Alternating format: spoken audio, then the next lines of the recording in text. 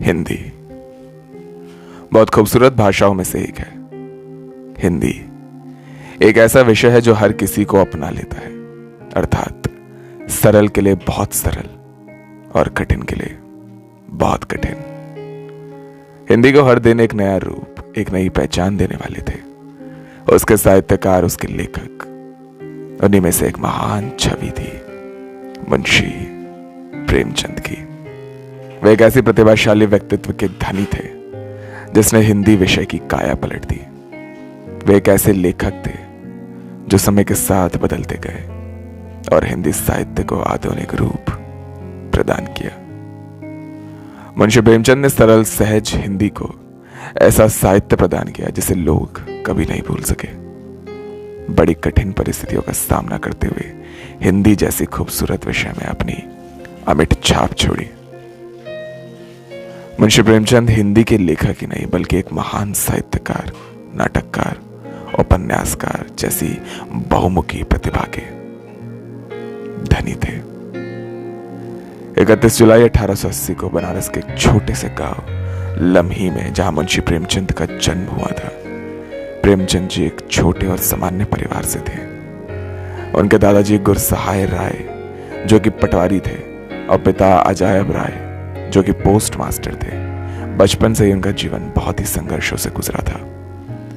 जब प्रेमचंद जी महज 8 वर्ष की उम्र में थे तब एक गंभीर बीमारी से उनकी माताजी का देहांत हो गया। मुंशी प्रेमचंद को बचपन से ही माता पिता का प्यार नहीं मिला। सरकारी नौकरी के चलते पिताजी का तबादला गोरखपुर हुआ और कुछ समय बाद पिताजी ने दूसरा विवाह कर लिया। सौतेली मां ने कभी मुंशी प्रेमचंद को पूर्ण रूप से नहीं अपनाया।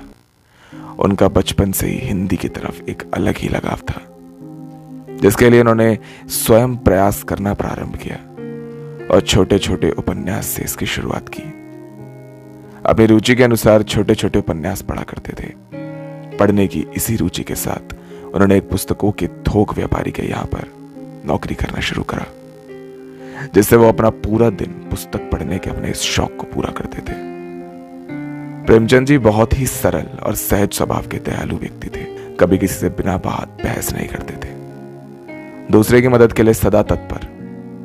ईश्वर के प्रति अपार श्रद्धा रखते थे। घर की तंगी को दूर करने के लिए सबसे प्रारंभ में एक वकील के यहाँ 5 रुपए मासिक वेतन पर नौकरी करी।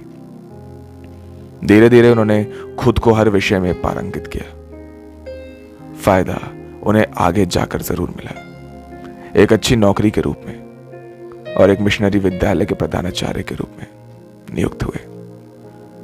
हर तरह का संघर्ष उन्होंने हंसते हंसते किया और 8 अक्टूबर 1936 को अंतिम सांस ली।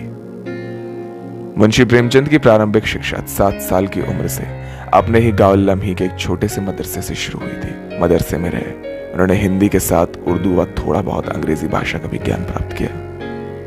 ऐसे करते हुए धीरे धीरे स्वयं के बलबूते पर उन्होंने अपनी शिक्षा को आगे बढ़ाया और आगे स्नातक की पढ़ाई के लिए बनारस के कॉलेज में दाखिला लिया। पैसों की तंगी के चलते अपने बचपन में ही पढ़ाई छोड़नी पड़ी। बड़ी कठिनाइयों से जैसे तैसे मैट्रिक पास की, परंतु उन्होंने जीवन के किसी पड़ाव पर हार नहीं मानी और 1919 में फिर से अध्ययन कर बीए की डिग्री प्राप्त की।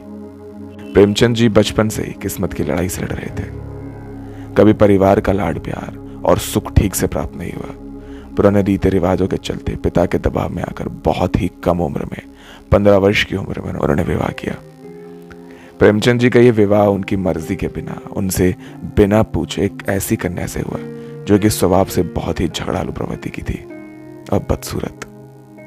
पिताजी ने सिर्फ अमीर परिवार की कन्या को देख विवाह किया। थोड़े समय में पिताजी की मृत्यु हुई। पूरा भार प्रेमचंद जी पर आ गया। एक समय ऐसा आया कि उनकी नौकरी के बाद भी जरूरत के समय अपनी बहुमूल्य वस्तुओं को बेचकर घर चलाना पड़ता था। बहुत कम उम्र में गृहस्थी का पूरा बोझ अकेले पर आ गया। उनके चलते प्रेमचंद की प्रथम पत्नी से उनकी बिल्कुल नहीं जमती थी, जिसके चलते चलते उसे तलाक दे दिया उन्होंने और कुछ समय गुजर जाने के बाद अपनी पसंद से दूसरा विवाह किया, लगभग 25 साल की उम्र में एक विधवा स्त्री से। प्रेमचंद जी का दूसरा विवाह बहुत ही संपन्न रहा और इसके बाद दिनों दिन तरक्की मिलती गई।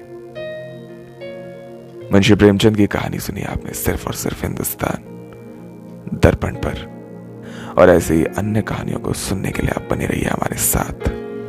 मैं आपके साथ मिहिर जैन।